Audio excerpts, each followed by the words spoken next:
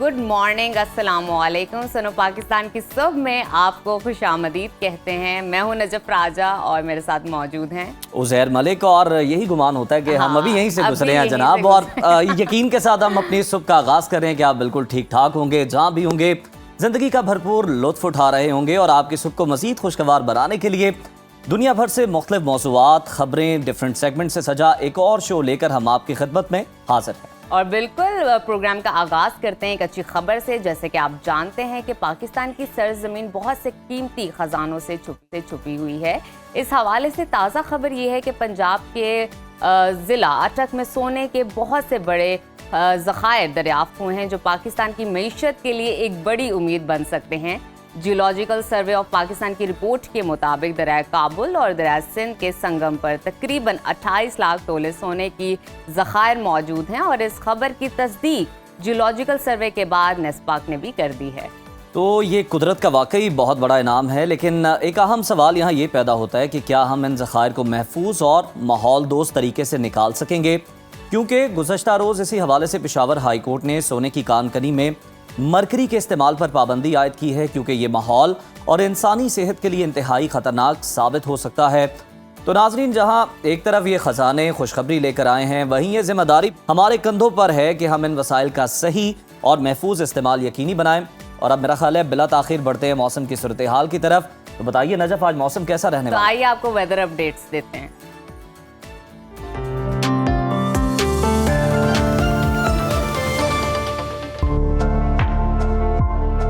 मुल्क भर में सर्दी की शदीद लहर बरकरार है। बालाई इलाकों में खून जमा देने वाली ठंड पड़ रही है और पारा नुक्ता अंजमात से कई डिग्री नीचे गिर गया है, जबकि पंजाब और सिंध के मैदानी इलाकों में शदीद धुंध की लपेट में है। कराची में तेज़ और सर्द हवाओं से 8 डिग्री की ठंड 6 तक महसूस होने लगी है। महकमा मौसम ने सर्दी की मौजूदा लहर 17 जनवरी तक जारी रहने की पेशगोई कर दी है। मुख्तलिफ शहरों में मौसम की क्या सूरत हाल है, आइए जानते हैं। सबसे पहले जिक्र करते हैं गिलगित बल्तिस्तान का, जहां मौसम शदीद सर्द और बादलों का बसेरा है। गिलगित में दर्जा हरारत कम से कम -6 और ज़्यादा से ज़्यादा 12 डिग्री रहने का इम्कान है। स्कर्दू की बात करते हैं, वहाँ पर कम से कम दर्जा हरारत -10 और ज़्यादा से ज़्यादा 4 डिग्री रहने की तवक्को है। महकमा मौसमियात ने आइंदा 24 घंटों के दौरान गिलगित बल्तिस्तान में मौसम शदीद सर्द और मतला जुज़वी अबर आलूद रहने की पेशगोई की है। और अब जिक्र करते हैं आज़ाद कश्मीर का। आपको बताते हैं, जहां कड़ाके की सर्दी और बादलों का राज है। दारुल हुकूमत मुजफ्फराबाद में कम से कम दर्जा हरारत 2 और ज़्यादा से ज़्यादा 17 डिग्री रहने का इम्कान है। और अब जिक्र करते हैं श्रीनगर का। वहाँ पर कम से कम पारा -5 और ज़्यादा से ज़्यादा 7 डिग्री रहने की तवक्को है। महकमा मौसमियात ने आइंदा 24 घंटों के दौरान आज़ाद कश्मीर में मतला जुज़वी अबर आलूद रहने का इम्कान जाहिर किया है। और अब नज़र डालते हैं खैबर पख्तूनख्वा के मौसम पर, जहां सर्दी की लहर बरकरार है, बादल भी मंडला रहे हैं। पेशावर में दर्जा हरारत कम से कम 2 और ज़्यादा से ज़्यादा 19 डिग्री रहने का इम्कान है। सवात का जिक्र करते हैं, जिसको पाकिस्तान का स्विट्ज़रलैंड भी कहा जाता है। वहाँ पर कम से कम टेम्परेचर -5 और ज़्यादा से ज़्यादा 13 डिग्री रहने की तवक्को है। महकमा मौसमियात के मुताबिक आइंदा 24 घंटों के दौरान ज़्यादातर इलाकों में मौसम सर्द और खुश्क रहेगा। पेशावर, बनू, लकी मरवत, DI खान, नौशहरा, मर्दान और सवाबी में धुंध पड़ने की तवक्को है। और अब जिक्र कर लेते हैं 5 दरियाओं की धरती पंजाब का, जहां बेशतर अजला में मौसम सर्द और खुश्क रहेगा। दारुल हुकूमत लाहौर में दर्जा हरारत कम से कम 6 और ज़्यादा से ज़्यादा 21 डिग्री रहने का इम्कान है। वफाकी दारुल हुकूमत इस्लामाबाद का तज़किरा करते हैं, वहाँ पर कम से कम टेम्परेचर 1 और ज़्यादा से ज़्यादा 19 डिग्री रहने की तवक्को है। मुल्तान की तरफ चलते हैं, मुल्तान में कम से कम पारा 5 और ज़्यादा से ज़्यादा 21 डिग्री रहने का इम्कान है। महकमा मौसमियात ने आइंदा 24 घंटों के दौरान पंजाब के अक्सर इलाकों में धुंध छाए रहने की पेशगोई की है। और अब शेयर कर लेते हैं आपके साथ सूबा बलूचिस्तान का मौसम, जहां ज़्यादातर अजला में सर्दी के डेरे हैं। कोयटा का दर्जा हरारत कम से कम 0 और ज़्यादा से ज़्यादा 16 डिग्री रहने का इम्कान है। महकमा मौसमियात के मुताबिक आइंदा 24 घंटों के दौरान कोयटा, चमन, ज़ियारत, पशीन, कला अब्दुल्ला, योब, कला सैफुल्ला में बारिश और बर्फबारी मुतवक्के है। और आखिर में जिक्र कर लेते हैं सुबह सिंध के मौसम का,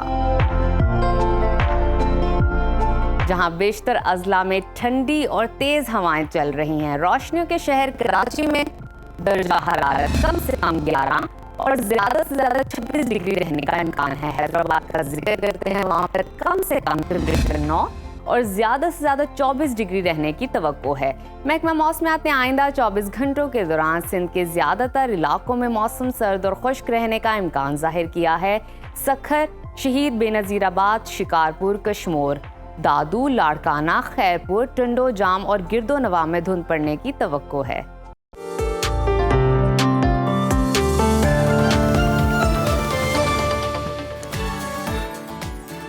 तो जनाब, मौसम की सूरत हाल नजफ़ ने आपको बताई। कुछ मज़ीद मौसम के बारे में मालूमात हासिल करते हैं और आपको बताएं कि मुल्क के मुख्तलिफ हिस्सों में मौसम के निराले रंग हैं। कहीं पर हम देख रहे हैं कि बर्फ़बारी हो रही है तो कहीं पर बारिश का सिलसिला जारी है।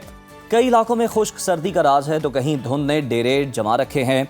बालाई इलाकों में बर्फबारी से दर्जा हरारत -10 डिग्री तक गिर गया, जबकि मैदानी इलाकों में दिन और रात के औकात में भी टेम्परेचर 16 डिग्री तक रिकॉर्ड किया जा रहा है। नाजरीन, इसी तमाम सूरत हाल पर बात करने के लिए इस वक्त हमारे साथ मौजूद हैं चीफ मेट्रोलॉजिस्ट सरदार सरफराज साहब। बताइएगा, एक तरफ तो बर्फबारी हो रही है तो दूसरी तरफ सूरज खूब चमक रहा है। मौसम क्या रंग दिखाने वाला है हमें? जी बहुत शुक्रिया। देखिए, बर्फबारी तो कोई ख़ास ऐसी नहीं, कहीं मेरे ख्याल में कोई किसी जगह पे कद्दू का जगह पे कोई हल्की फुल्की छींटे वींटे पड़े होंगे, क्योंकि ऐसा सच अभी कोई उस तरह की वेव बारिश और बर्फबारी बरसाने वाली पाकिस्तान के ऊपर मतलब प्रिवेल नहीं कर रही। हाँ, बलूचिस्तान में कुछ बादल हैं और हल्की फुल्की बारिश हो सकती है। कोयटा, चमन, जोब, ज़ियारत और गिरदोनवा के इलाकों में और ज़ियारत साइड पे हो सकता है हल्की फुल्की कुछ बर्फ़बारी हो जाए हल्की सी। अगले 2-3 दिन तो इस तरह का मौसम है। फिर 18 से इम्कान है कि बलूचिस्तान में एक अच्छी वेव दाखिल होगी, वेस्टर्न बलूचिस्तान में खासकर चागी डिस्ट्रिक्ट और नीचे जो साउथ में सरदार साहब जरा इस पर रोशनी डालिएगा कि बड़ा शॉर्ट स्पेल रहा बर्फबारी का भी पहाड़ी इलाकों में, और अगर हम पंजाब में भी बात करें तो कुछ दिन ही सर्दी पड़ी। क्या आने वाले दिनों में ये पड़ सकती है, और अगर ये कम हुई है तो क्या वजूहात है? देखिए, खैर सर्दी मतलब पड़ तो अच्छी रही है, खुश्क सर्दी है।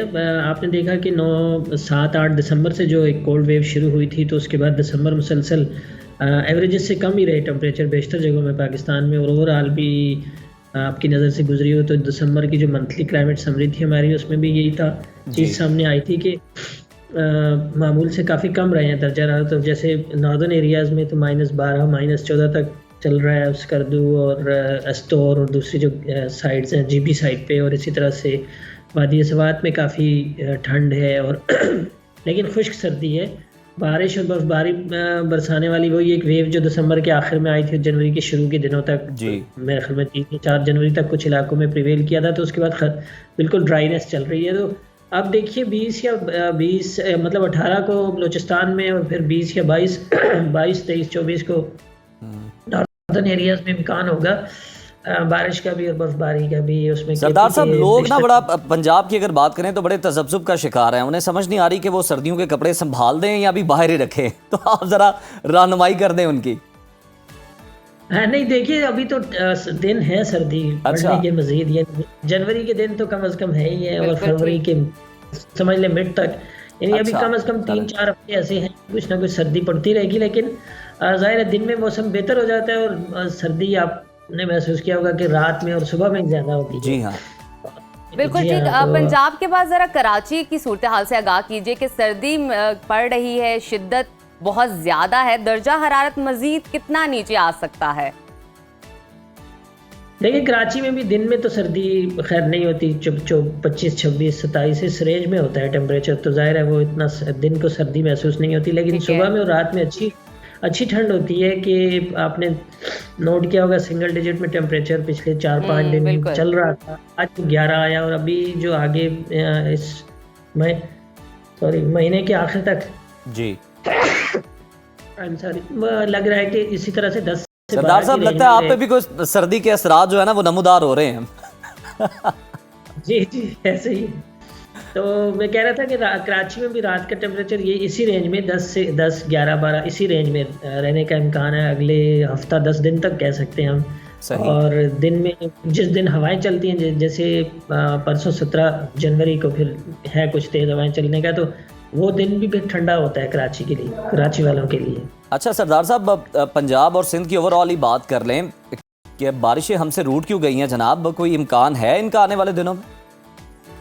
देखिए, इस साल पहले भी शायद आपसे बात हुई और दूसरी जगहों पर भी मैंने कहा कि इस साल मामूल से कम बारिशें हैं। आपने अगर पूरी सेमाई फोरकास्ट देखी हो, सीजनल फोरकास्ट, तो जनवरी से लेके मार्च तक के जो 3 महीने हैं यही आपके विंटर सीजन होते हैं। दिसंबर तो गुजर गया, वो भी नहीं गुजरा।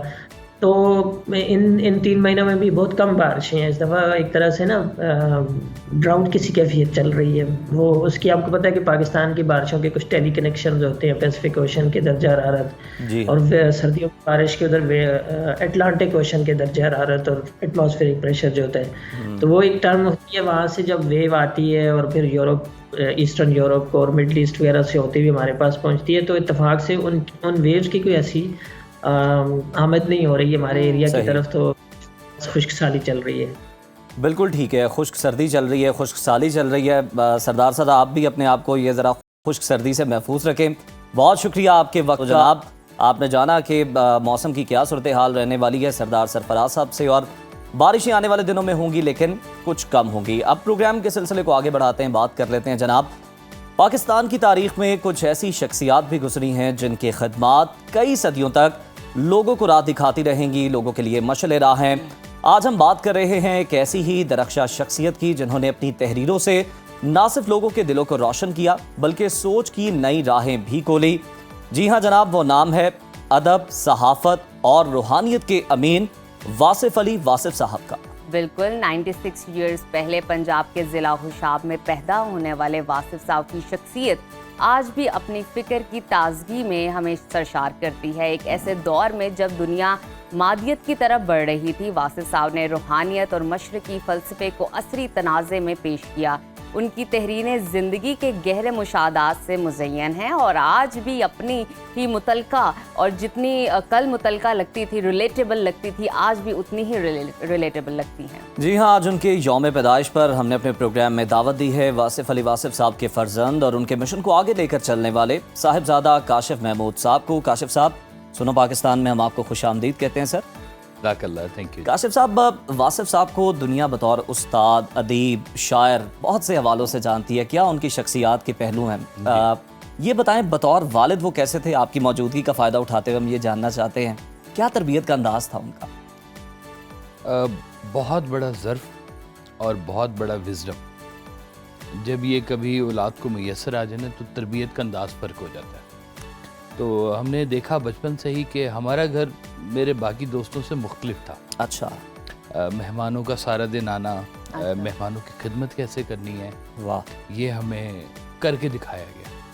और लोगों के साथ हुस्न सलूक कैसे करना है, ये सब काम करके दिखाया गया अमली तौर पर। वाह, किताबी बातें ज़रा कम हुई हैं लेकिन अमली बातें ज़्यादा हुई हैं। क्या बात है। तो बड़ी हस्ती का ये फ़ायदा होता है कि जो वो कह रहे हैं वो कर रहे हैं और जो कर रहे हैं वही लिख रहे हैं। क्या बात है। तीनों के अंदर कोई तज़ाद नहीं होता।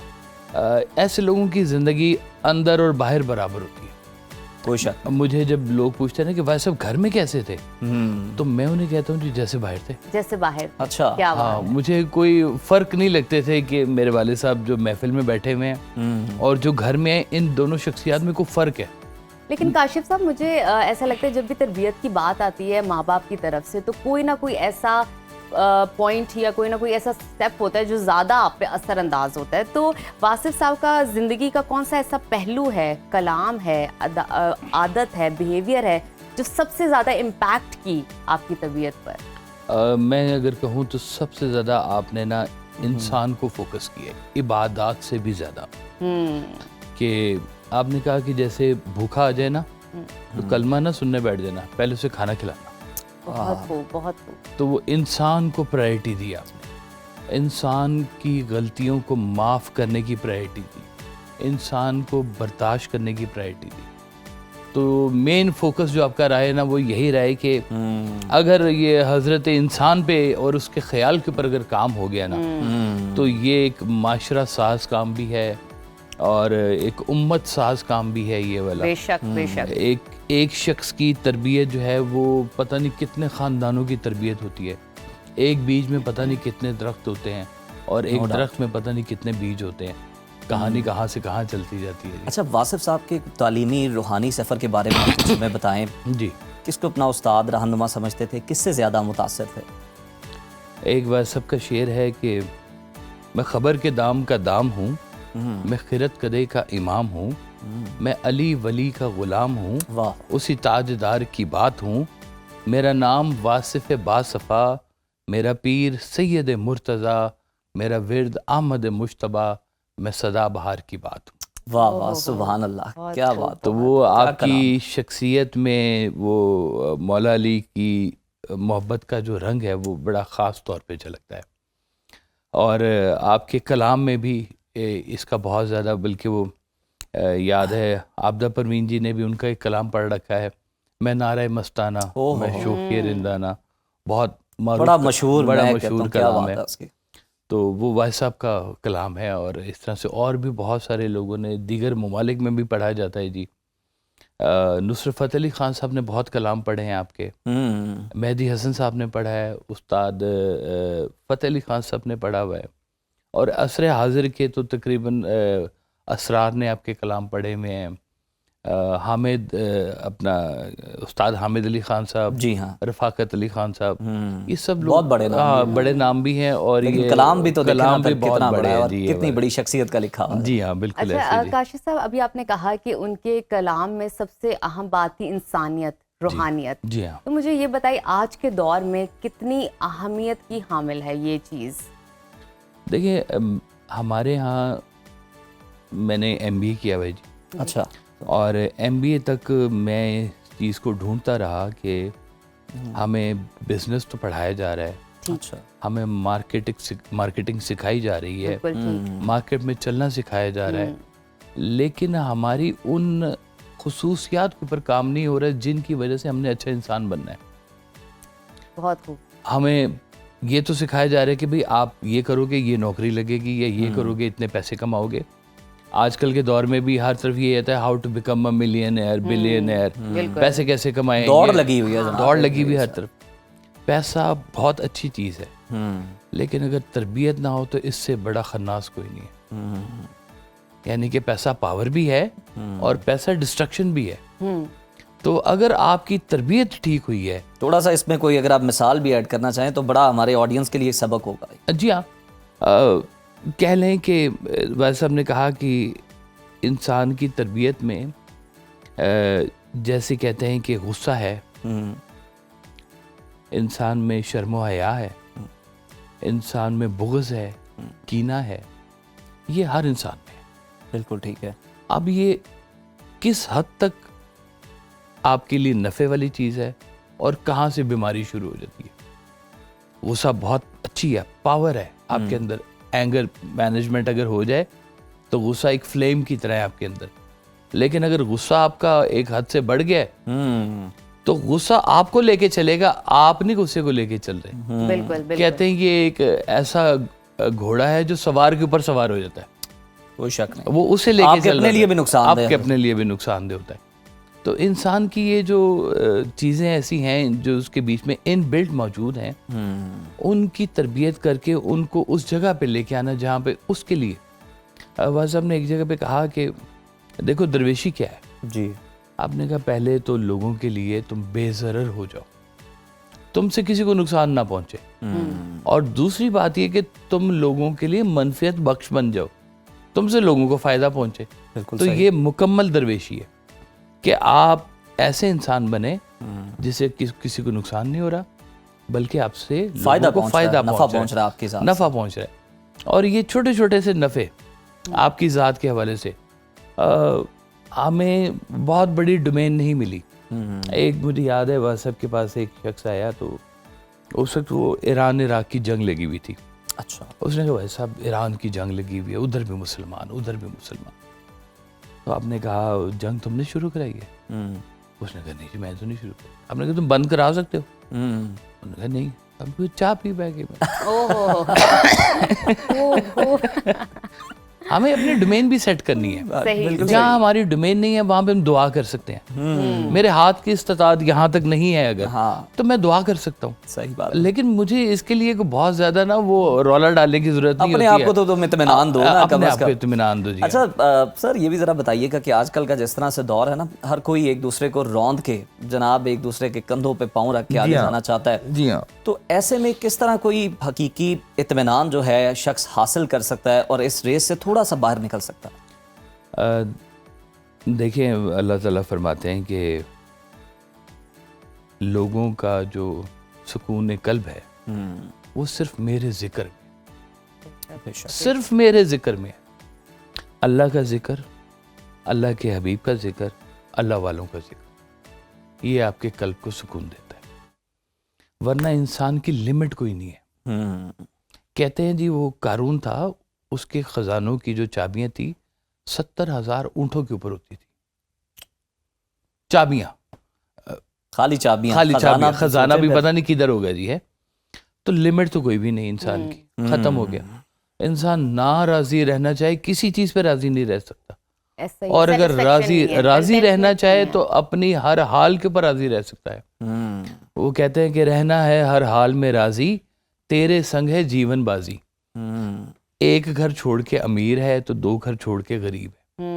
ये बांट मेरी तो नहीं है ना आपकी, उसकी तकसीम अल्लाह की बांट है। आपने कहा अब इसके बीच में करने वाली बात क्या होती है कि अमीर अच्छा अमीर भी बन सकता है, बुरा भी बन सकता है। गरीब अच्छा गरीब भी बन सकता है, बुरा गरीब भी बन सकता है। अच्छा अमीर वो है जो अपनी जो अल्लाह ने उसको इस्तात दी है वो लोगों में तकसीम करे, खुद से खैर हो, भला हो।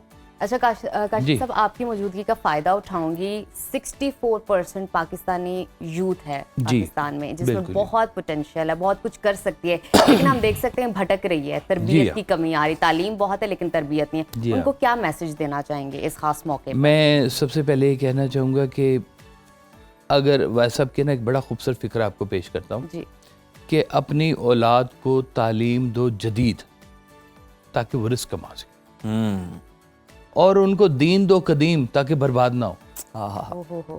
दोनों चीजें साथ साथ। वेरी डीप, बहुत खूब। कि आप तालीम दें जदीद, जो चल रहा है आज के। आपने कहा अपने दौर की तालीम नहीं देना अपने बच्चों को, उनके दौर की जदीद तालीम देना जरूर दो। तरक्की करो, साइंटिस्ट बनो, जो दिल करता करो, लेकिन दीन वो 1400 साल पहले वाला, जिस दिन सरकार सल्लल्लाहु अलैहि वसल्लम ने कह दिया था कि आज मैंने तुम पर दीन मुकम्मल कर दिया। तो हमें जिस्मानी तौर पर इधर देखना है और रूहानी तौर पर हमें उधर कनेक्ट भी रहना है। तो ये दो बातें अगर आप बैलेंस कर गए अपनी जिंदगी के बीच में, तो आपकी वो दुनिया भी कामयाब, आपकी आखिरत भी कामयाब। हम यही अल्लाह ताला से दुआ मांगते हैं आपके कीमती वक्त का। बड़ी खूबसूरत बातें यूं कि जिस तरह मैं कहता हूँ फूल बिखर रहे हैं जनाब, कलियां जो है ना वो बिखर रही हैं। बहुत शुक्रिया आपके वक्त का। और इसी खूबसूरत बात के साथ हम अपने सेगमेंट का इख्तिताम करेंगे जनाब, कि अपने बच्चों को जो है आप जदीद तालीम जो दुनियावी है, दीनी तालीम है, दोनों जो हैं वो साथ साथ दिलवाएं, ताकि वो एक अच्छे शहरी बन सकें और अच्छे मुसलमान भी बन सकें। इसी पैगाम के साथ ब्रेक शामिल करते हैं। ब्रेक के बाद दोबारा आपकी खिदमत में हाजिर होते हैं। नाज़रीन, फ़लस्तीन में पिछले 15 माह से जंग जारी है। इजरायली दहशतगर्दी में 40,000 से ज़्यादा मासूम फ़लस्तीनी शहीद हो चुके हैं। जंगबंदी के हवाले से बड़ी पेशरफ सामने आ रही है। कतर और अमेरिका की जानिब से ये दावा किया जा रहा है कि गजा जंगबंदी में बहुत सी रुकावटें दूर हो गई हैं और डील मुआहदे के करीब पहुंच गई हैं। रवां हफ्ते में ये मुआहदा फाइनल हो जाएगा। अमेरिका सदर जो बाइडन ने भी जल्द मुआहदे की तस्दीक कर दी है। मीडिया रिपोर्ट्स के मुताबिक मुआहदा 3 मरहलों पर मुश्तमिल होगा। पहले मरहले के अंदर 33 इसराइली यरगमालियों को रिहा किया जाएगा और इसराइल हर एक यरगमाली के बदले में 30 फ़लस्तीनी कैदियों को रिहा करेगा। पहले मरहले के इख्तिताम पर इसराइल फिलाडेल्फी राहदारी से मुकम्मल तौर पर दस्तबरदार हो जाएगा। दूसरा मरहला जंगबंदी के 15 दिन बाद शुरू होगा और फिर बाकी यरगमाली और फ़लस्तीनी कैदियों की रिहाई का अमल शुरू होगा, जबकि तीसरा मरहला गजा में मुतबादिल हुकूमत का क़याम और तामीर नौ समेत तवीलुल मुद्दती इंतज़ामात पर मुश्तमिल होगा। उसके साथ इसराइल फ़लस्तीनियों को शुमाली गजा में वापस जाने की इजाज़त भी देगा। नाजरीन, इसी तमाम सूरत हाल पर बात करने के लिए इस वक्त हमारे साथ मौजूद हैं साबिक सफारतकार अली सरवर नकवी साहब। अली साहब, बहुत शुक्रिया आपके वक्त का। ये दावा किया जा रहा है कि गजा जंग बंदी के लिए मुआहदे के बहुत करीब पहुंच गई है, रवां हफ्ते के आखिर में ये मुकम्मल हो जाएगा। क्या आपको लगता है कि आइंदा दिनों में गजा जंग का खात्मा हो पाएगा? अगर खात्मा होता भी है तो जो कंडीशंस लगाई हुई हैं वो तो ऐसी हैं कि इजराइल के फेवर में है। ये तो जंगबंदी बहुत पहले होनी चाहिए थी। जिस वक्त बमबारी शुरू हुई थी उस वक्त, अब मैं तो समझता हूँ कि ये सारा मसला बहुत ही गंभीर है और इसमें ठीक है, ये एक अच्छी पेशरफ्त है, लेकिन इसमें बहुत सी अभी भी मुश्किलात मुझे नजर आ रही हैं। अच्छा सर, ये भी बताइएगा, इत्तलात ये भी हैं कि मुआहदे के मुताबिक हर यरगमाली के बदले 50 फ़लस्तीनी कैदी रिहा किए जाएंगे। ये मुआहदा क्या लगता है आपको हमास के लिए कितना काबिल कबूल होगा? हमास को अब काबिल कबूल होना चाहिए, क्योंकि उनकी जी वो जिस हद तक तशद्दुद सह रही है, वो मैं नहीं समझता कि आज तक तारीख में किसी कौम के ऊपर इतना तशद्दुद हुआ है। तो अगर हमास को ये कबूल नहीं भी है तो उसको कर लेनी चाहिए, ताकि ये बमबारी बंद हो। आम शहरियों की तबाही, बच्चों, औरतों, बूढ़ों की सबको उनको खत्म किया जा रहा है रोजाना के हिसाब से। तो ये चीज तो फौरन रुकनी चाहिए, और अगर हमास को अपने कौम की फिक्र है तो उसको जल्द जंगबंदी की तरफ जाना चाहिए। बिल्कुल ठीक। अली साहब, 20 जनवरी को डोनाल्ड ट्रंप खल्फ उठाने जा रहे हैं। अमेरिका के नए सदर पर गजा जंग को खत्म करने का, रोकने का कितना प्रेशर है? हाँ, ये एक फैक्टर है, ये एक अंसर है इस सारे ड्रामे में। लेकिन मैं समझता हूँ कि वैसे भी अब वक्त आ गया था, और गुफ्तगू का सिलसिला कतर में बड़े जमाने से चल रहा है। मेरा ख्याल है कि पिछले 8-10 महीनों से चल रहा है। तो ये अब ये इसको होना तो था, और 2-3 हफ्तों से ये बातें होने लगी थी कि जंगबंदी का मुआहदा होने वाला है। तो मैं तो समझता हूँ कि हमास को अगर कबूल नहीं भी है तो भी उसको चाहिए कि आगे बढ़े और इसको तस्लीम करे। बिल्कुल ठीक है सर। डोनाल्ड ट्रंप ये धमकी लगा चुके हैं कि अगर इसराइल यरगमालियों को रिहा नहीं किया जाता तो फिर मशरिक वस्ता को जहन्नुम बना देंगे। डोनाल्ड ट्रंप के आने से फ़लस्तीन जंग में कमी आएगी या फिर इसमें आप शिद्दत देख रहे हैं, क्या लगता है?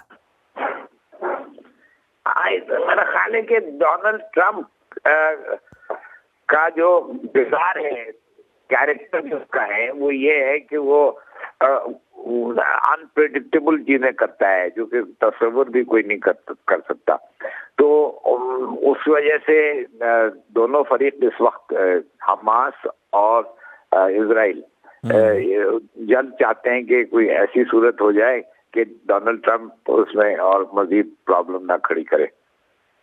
अच्छा अली साहब, जैसे कि आप पहले गुफ्तगू कर रहे थे इस हवाले से कि इसराइल की जानिब से ग्रेटर इसराइल की कोशिशें सामने आ रही हैं और इसके नक्शे भी जारी कर दिए गए हैं, मगर अरब मुमालिक की जानिब से अभी तक सिर्फ मजम्मतें ही सामने आई हैं। क्या आपको लगता है कि मुस्लिम दुनिया ग्रेटर इसराइल के प्लान को रोक पाएगी? ये अच्छा सवाल है आपका।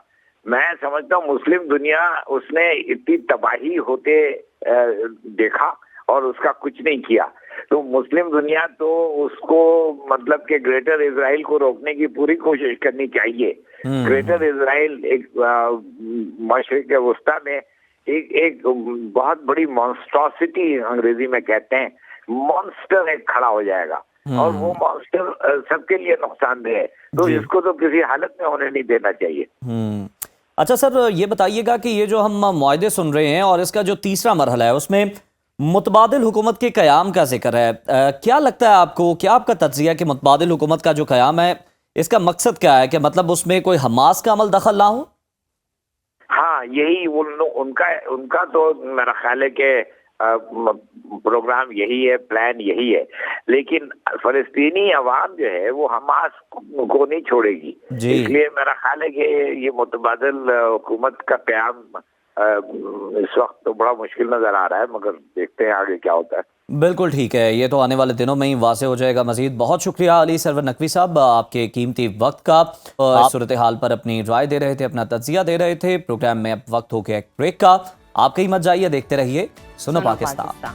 वेलकम बैक टू सुनो पाकिस्तान। निकाह और शादी एक मुकद्दस फरीज़ा है जो हर मर्द और ख़ातून की बुनियादी ज़रूरत है, मगर आजकल के दौर में अच्छा शरीके हयात ढूंढना किसी चैलेंज से कम नहीं है। आजकल रिश्तों के लिए मुख्तलिफ ऑनलाइन एप्लीकेशंस भी मौजूद हैं, जगह जगह मैरिज ब्यूरो भी खुले हुए हैं जिसके लिए भारी भारी फीस वसूल की जा रही है।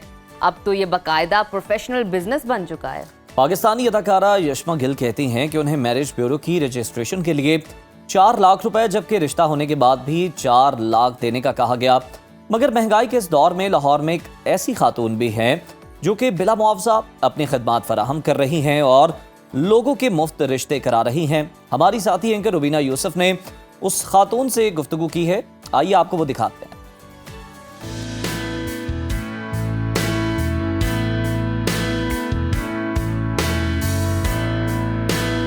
अब वेरी गुड मॉर्निंग। आज हम मौजूद हैं रूबा हमायूं के पास। आपकी मुलाकात भी करवाएंगे। जैसे कि हमारे वालिदैन बहुत परेशान हैं रिश्तों के बारे में। पहले सिर्फ वालिदैन परेशान रहते थे कि उनके बच्चों के रिश्ते नहीं हो रहे, लेकिन अब लड़के और लड़कियां खुद भी बहुत कंसर्न्ड हो गए हैं कि they are unable to find their good partners.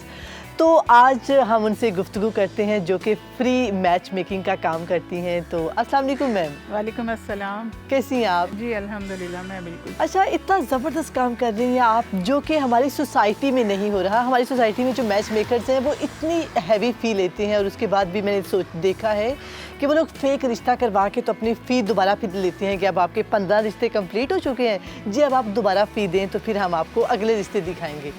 तो कैसे सोचा आपने, किस उम्र में थी कि आपको ये ख्याल आया कि मैं ये लोगों के लिए एक इतनी अच्छी खिदमत सर अंजाम दूँ? जी अल्हम्दुलिल्लाह मुझे अल्लाह की मेहरबानी से ये ख्याल आया। एक्चुअली मैं अपनी मदर को भी देखती थी, वो फैमिली में बिरादरी में बहुत उनको सब रिस्पेक्ट भी देते थे और उनकी बात को बहुत वैल्यू भी देते थे। तो इस तरह के बुज़ुर्ग हर फैमिली में होते हैं और अब ये है कि बुज़ुर्गों ने ये काम करना छोड़ दिया।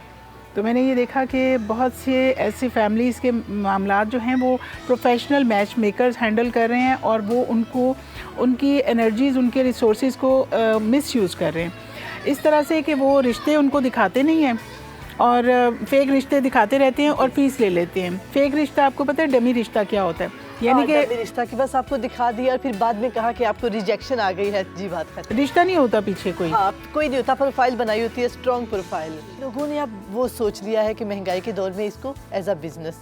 तो आप अच्छा, फिर आपकी एक और बहुत अच्छी खासियत है कि आपने कोई 12 से 13 हज़ार घरों को आबाद करवाया। अल्हम्दुलिल्लाह बिल्कुल। तो कितना कैसे मेक श्योर करती हैं कि कोई जो रिश्ता है वो फ्रॉड नहीं है और फिर वो जेन्युइन है?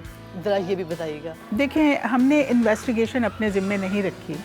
उसकी वजह यह है कि जो इन्वेस्टिगेशन होती है ना वो दोनों पार्टीज़ खुद करती हैं, एक दूसरे को एक्सप्लोर करती हैं, मिलती हैं, कनेक्शन ढूंढती हैं, एक दूसरे को देखती हैं, मिलती हैं, आना जाना करती हैं।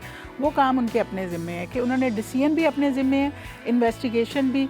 तो वो जब दोनों फैमिलीज़ मिलती रहती हैं ना तो वो फिर उसके बाद उनका रिश्ता फ़ाइनल होने का डिसीजन वो खुद ही लेती हैं। और हमारे ये जो रिश्तों की इतनी ज़्यादा बल्क में जो माशाल्लाह हुए हैं, रिश्ते इतने ज़्यादा हुए हैं, उसकी वजह भी ये गेट टुगेदर्स हैं।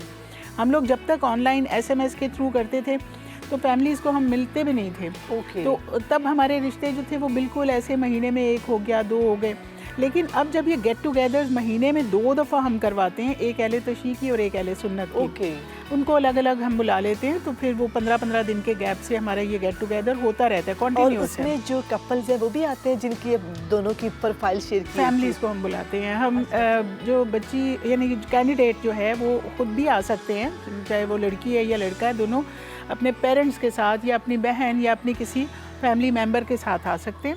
अच्छा, बस ये बताइएगा कि आपका किस हद तक रोल है? जैसे दोनों को आपने मिलवाया, उनकी शादी होगी, शादी के बाद खुदा न खास्ता उनका कोई शादी ख़त्म होने के चांस है या कोई फ्रॉड निकलता है, तो क्या आप उसकी ज़िम्मेदार हैं? नहीं, हम लोग एक्चुअली दोनों फैमिलीज़ को जब मिला देते हैं तो हमारा इतना ही काम होता है। जितनी हमें इन्फॉर्मेशन होती है वो हम पास ऑन कर देते हैं दोनों को, कि हमें इनके बारे में इतना पता है, इनके बारे में इतना ठीक पता है, है। जितना पता है वो बता दिया। बाकी इन्वेस्टिगेशन एक्सप्लोर करें, एक दूसरे को मिलें जुलें, वो सारा उनके अपने ज़िम्मे, डिसीजन मेकिंग उनके अपने ज़िम्मे, इन्वेस्टिगेशन उनके अपने ज़िम्मे। तो आज तक हमें कभी किसी ने कोई शिकायत नहीं की। उसकी एक वजह ये भी है कि हम कुछ लेते नहीं हैं, हमारी है। कोई फीस नहीं है। या it's such a free of cost, इतना मतलब कोई भी नहीं करता। कहाँ मुश्किलात पेश आती है जो लड़की वाले नहीं मानते, उनकी डिमांड्स क्या हैं, या फिर जो बॉयज़ वाले हैं, तो कहाँ पर ज़्यादा मसला आता है कि दो फैमिलीज कनेक्ट नहीं हो पाती? ज़्यादातर लोग मैंने देखा है कि डरते ज़्यादा हैं। अच्छा, डरते ज़्यादा। हाँ, डिमांड्स कम है लेकिन वो डरते हैं कि ये ना हो कि हमारे साथ यानी कि डिफरेंट नेचर की लड़की हमारे घर आ जाए।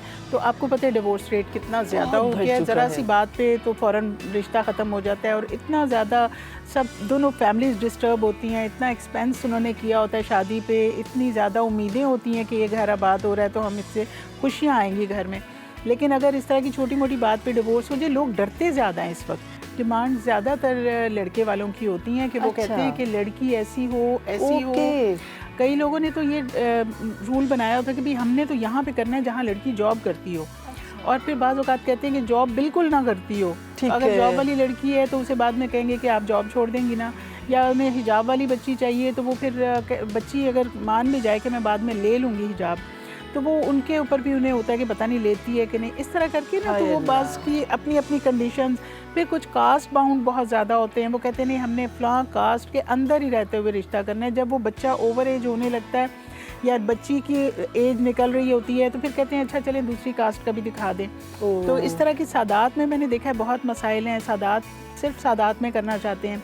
जब सैयद फैमिलीज हैं, सैयद फैमिलीज, वो फिर जब बच्ची या बच्चा, हम लोग जट है, हम शुरू से सुनते आए हैं कि बस जट में शादी करनी है। इस तरह से है। तो फिर इस तरह के मसाइल बहुत ज़्यादा हैं। और एक सर्वे पे मैंने जब पढ़ा कि 1 करोड़ से ज़्यादा लड़कियां 35 इयर्स की अनमैरिड बैठी हैं पाकिस्तान में, तो बहुत अलार्मिंग सिचुएशन है। पेरेंट्स को भी अपने रवैये थोड़े सॉफ्ट करने चाहिए ताकि बच्चों की शादियां करके उनके जो मामलात हैं वो सेटल हों। बहुत शुक्रिया, आपने अपना वक्त दिया। जैसा कि हमने आज बातचीत की है और बहुत ही मज़ा आया, जैसे कि आपने गुफ्तगू सुनी कि ये कितना अच्छा काम कर रही हैं। जहां हमारी सोसाइटी में लोग इतनी फीस लेते हैं और फेक रिश्ते दिखाते हैं, वहीं पर ये जेन्युइन रिश्ते करवाती हैं। 12 से 13 हज़ार लोगों के घर आबाद करवा चुकी हैं, और फिर साथ ही साथ में ये साल में 2 बार गरीब बच्चियों की शादी करवाती हैं। कितना नेक काम है। हमें भी अल्लाह ताला ऐसी तौफीक दे। और साथ में अगर आप भी चाहते हैं कि आपकी जो बच्चियां हैं आप उनका रिश्ता करवाना चाहते हैं, तो आप लाजमी रुबा हवाइयों से रब्ता करें और खुद ही रिश्ता देखें। उम्मीद है कि आपको ये आज का सेगमेंट बहुत पसंद आया होगा। ऐसे ही सेगमेंट्स देखने के लिए देखते रहिए सुनो पाकिस्तान।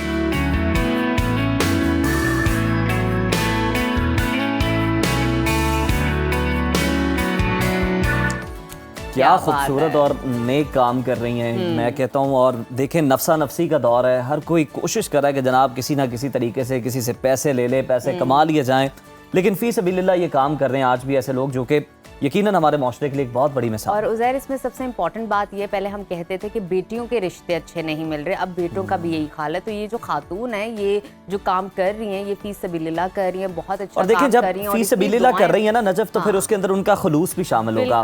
वो फिर किसी के ऐबों की पर्दापोशी नहीं करेंगी दोनों तरफ से, वो मेरिट पे बात करेंगी और सही बात सच बताएंगे। तब आपको घबराने की जरूरत नहीं, आप इनसे रब्ता करके अपने रिश्ते के हवाले से गुफ्तगू कर सकते हैं। तो नाजरीन, अभी वक्त है छोटी सी ब्रेक का, आपने कहीं नहीं जाना, देखते रहिए सुनो पाकिस्तान। वेलकम बैक टू सुनो पाकिस्तान वंस अगेन। प्रोग्राम में आगे बढ़ते हैं और सियासी मौसम पर नजर डाली जाए तो मुल्क की सियासत पर गैर यकीनी के बादल मंडला रहे हैं। हुकूमत और तहरीक इंसाफ के दरमियान मुज़ाकरात भी चल रहे हैं और एक दूसरे पर लफ्ज़ी शेलिंग का सिलसिला भी जारी है। पार्लियामेंट का बहास गर्म है। कौमी असम्बली और सेनेट के हंगामा खेज इजलास हो रहे हैं। 190 मिलियन पाउंड केस से मुताल्लिक बयानबाजी का सिलसिला अपने रूज पर है और पीटीआई का मौक़िफ़ है कि 190 मिलियन पाउंड केस बानी चेयरमैन को फंसाने के लिए बनाया गया। बरतानिया से आने वाली रकम बानी पीटीआई के अकाउंट में नहीं गई बल्कि सुप्रीम कोर्ट और अब कौमी खजाने में आ चुकी है। हुकूमत का मौक़िफ़ है कि पीटीआई 190 मिलियन पाउंड केस को इस्लामी टच दे रही है। बानी पीटीआई ने अपनी चोरी छुपाने के लिए अलकादर ट्रस्ट बनाया।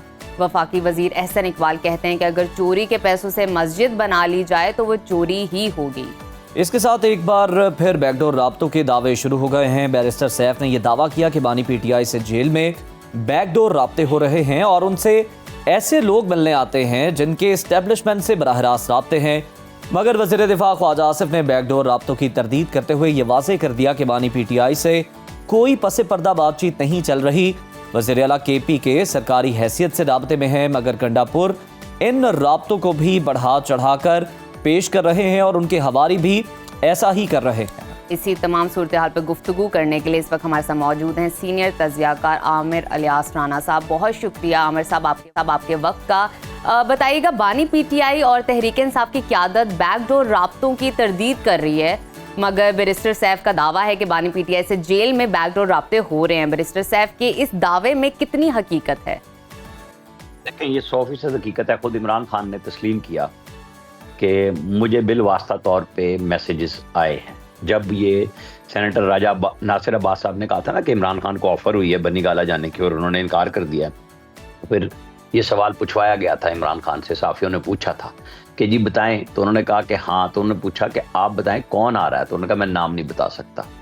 यानी मैसेंजर जो है और जिसका वो मैसेंजर है, दोनों नाम इमरान खान ने रखे खुद खुफिया, लिहाजा बातचीत तो है। तो एक तो नाम खुद बैरिस्टर सैफ है, मैं आपको कहता हूँ, दूसरा अली अमीन गंडापुर है, क्योंकि इनके उन लोगों से ज़रूर राब्ते हैं जो मिलिट्री इस्टेब्लिशमेंट्स हैं और ये दोनों हुकूमत में है। तो हुकूमत में रहने वालों के साथ मिलिट्री का राब्ता तो ज़ाहिर रहेगा। KP की जो सिचुएशन है उसके अंदर अभी परसों आर्मी चीफ और बैठे हुए थे सारे लोग, जिसमें अली अमीन गंडापुर साथ ही बैठे हुए थे, आपने देखा है। तो ये तो कोई बात नहीं है कि जी, क्योंकि सरकारी तौर पर मुलाकातें होती हैं। हाँ, इस्टेब्लिशमेंट ये बात ज़रूर कहती है कि हम ना कोई डील ऑफर कर रहे हैं, ना हमने राब्ता किया, बल्कि कि जो लोग हमसे मिलते हैं वो ये तासुर देते हैं जाके अपने लीडर को कि बातचीत हो रही है, रास्ता बनाने की कोशिश कर रहे हैं। तो फौज तो वहीं खड़ी है 9 मई पे कि आप माफ़ी मांगें सिद्ध के दिल से कि आइंदा ऐसा नहीं करेंगे और फिर आप मुज़ाकरात करें हुकूमत के साथ बैठ के। अच्छा, अब हुकूमत के साथ तो मुज़ाकरात शुरू हो गए, लेकिन 9 मई तो ख़त्म नहीं हुआ अभी, वो वहीं का वहीं खड़ा है। जी हाँ आमिर साहब, ये किस किस्म के मुज़ाकरात हैं, ज़रा इस पर रोशनी डालिएगा कि हुकूमत और तहरीक इंसाफ के दरमियान हम देख रहे हैं कि एक जानिब मुज़ाकरात चल रहे हैं तो दूसरी जानिब इल्ज़ामात की भी बौछार है। ऐसे माहौल में मुज़ाकरात किस तरह नतीजा खेज़ साबित हो सकते हैं? ये इस तरह ही होते हैं हमेशा से। आप 2014 में इमरान खान ने धरने दिए और फिर सुप्रीम कोर्ट का एक कमीशन बना और इमरान खान ने अंडरटेकिंग दी कि अगर ये मेरे इल्ज़ामात साबित ना हुए तो मैं माफ़ी मांग लूँगा, और गवर्नमेंट ने कहा कि अगर इल्ज़ामात साबित हो गए तो हम चारों सूबाई असम्बलियाँ और कौमी असम्बली तोड़ देंगे। अच्छा, फिर वो प्रोब हुआ और साबित हो गया कि कोई मुनज़्ज़म धांधली नहीं हुई। उसके बाद इमरान खान को माफ़ी मांगनी थी ना, उन्होंने नहीं मांगी, लिहाजा वो ना मुज़ाकरात रुके थे ना हुआ था। अब भी दोनों तरफ से गुफ्तगू जारी है। ख्वाजा आसिफ अता तारड़ और बात कर रहे हैं, मुज़ाकराती कमेटी और बात कर रही है, लेकिन 26 नवंबर के बाद बहरहाल एक स्टांस में तब्दीली PTI लाई कि जिनके साथ नहीं बैठना था उनके लिए उन्होंने अज खुद एक कमेटी भी फॉर्म कर दी और अपने मुतालबात की लिस्ट भी कम कर दी, जो अब आ गई जुडिशल कमीशन पे और सियासी कैदियों की रिहाई पे।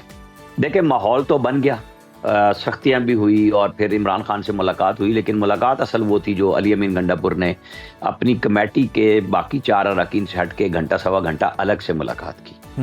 नतीजा क्या हुआ, लोग उसमें से निकाल रहे हैं सवाल कि जी सोमवार को जज साहब ने क्यों नहीं फैसला सुनाया।